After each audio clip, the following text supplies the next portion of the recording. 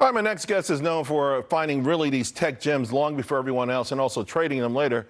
And he's got a few on his radar now. I want to bring in Fitz-Gerald Group Principal Keith Fitz-Gerald. Keith, so I know this recent weakness has got you kind of licking your chops here.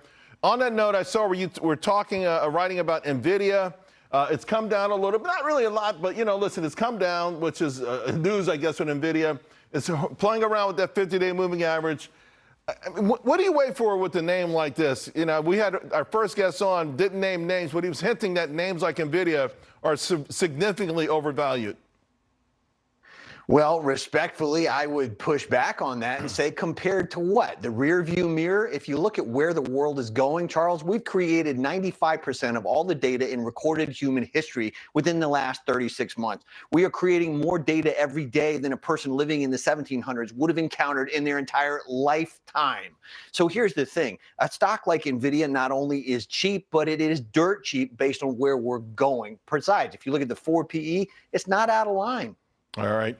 I want to ask you about Tesla. You wrote a lot about EVs. Now, we know that they had some problems in China, but I just saw this chart today as well. Electric cars, this is the registrations around Europe. I mean, just this is crashing. This is decimation. Italy, Sweden, Germany, the EU overall, Poland, Spain. I mean, just France is the only one still buying these things. So does Tesla have a shot?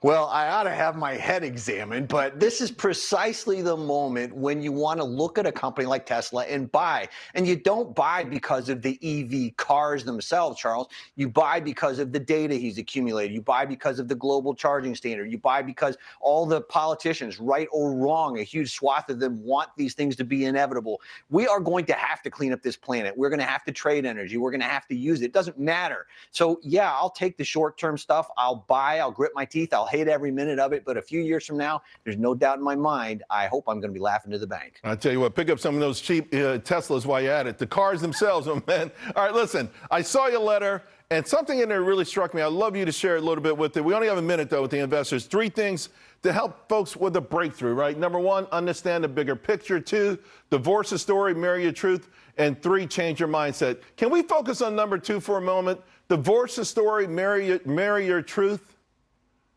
Absolutely, and thank you very much for reading that. You know, here's the thing. Everybody's got a story, right? But if you look at the truth, you look at the numbers, you've got something like 11 to 12% of the S&P 500 that have already reported 72% are beating expectations. That's the truth. Forget about the story. You can quibble about that all day long. Focus on the numbers and the CEOs putting up the results, and you're going to do okay. So, you know, I'm doing my town hall next week, and I will talk a little bit about mindset because I think it's everything. I'm watching a lot of people who just got in the market 3 or 4 months ago, already trying to get out of the market. What do you tell folks, particularly who come into the market and it looks like it's all gung-ho, all of a sudden it makes a U-turn and they want to get out? Take a deep breath. Understand the truth we just talked about. The markets have an upside bias over time. The lottery ticket mentality that you think is doing you so much good isn't. It's in fact going to hurt you long term. Your optimism makes money. Pessimism does not. All right, Keith. Love you, man. Talk to you again soon. Thanks, Charles. All right, folks. We're talking Powell's pom-pom dilemma.